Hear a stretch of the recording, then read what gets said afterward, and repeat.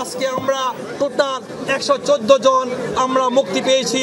আমি ধন্যবাদ জানাই বাংলাদেশের কোটা আন্দোলনকারী সংস্কারের নেতৃবৃন্দ, তাদের উদ্যোগের কারণে প্রফেসর ইউনূস স্যারের সহযোগিতায় ইউএই গভর্নমেন্টের সাথে সমঝোতার মাধ্যমে আমাদের মুক্তি হয়েছে।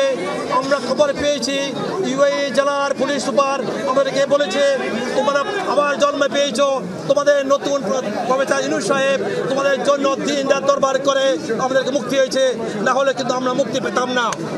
আজকে আমি ধন্যবাদ জানাই প্রফেসর ইউনূস সাহেবকে, উনি আবার জীবন দিয়েছে এবং 500 যুবকের রেডিমেড যুদ্ধের জীবন দিয়েছে। সংগ্রামী ভাইরা আমার, আজকে যারা সাংবাদিকরা আছেন, আমাদের কাছে আমার প্রশ্ন, আমার ডাইনে উপদেষ্টা আছেন, ভাবে উপদেষ্টা বাংলা সরকার আছেন, আমি একজন ব্যবসায়ী, আমি দীর্ঘ 25 বছর এখানে ব্যবসা করি, আমার ইউএইতে 2 মিলিয়ন দিরহাম সমপরিমাণে ব্যবসা আছে, এই ব্যবসা আমি ক্ষতিগ্রস্ত হয়েছি।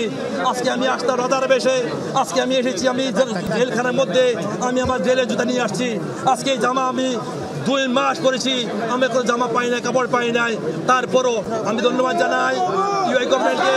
আজকে যারা আমার বাইরে এখন আছেন, আপনারা জানেন যে 75 মানে 57 জন না, প্রথম তারা রায় দিয়েছে 57, তার 1 সপ্তাহ পরে আবার রায় দিয়েছে 57, টোটাল 114 জন।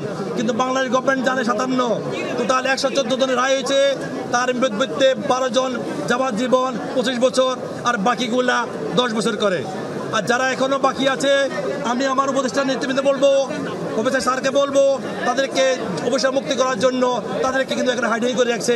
আমরা আজকে দেখেছি 500-র অধিক আমরা যে জেলে ছিলাম এখনো তারা আছে, তাদের কোনো সাজা হয় নাই, এমনি রাখে দিচ্ছে। আমি এই সরকারের প্রতি আহ্বান জানাবো, তাদের প্রতি যেন দ্রুত ব্যবস্থা নেওয়া হয়, আর আমাদের যে ক্ষতিগ্রস্ত হয়েছি আমাদের ব্যাপারে যেন সুদৃষ্টি দেখে।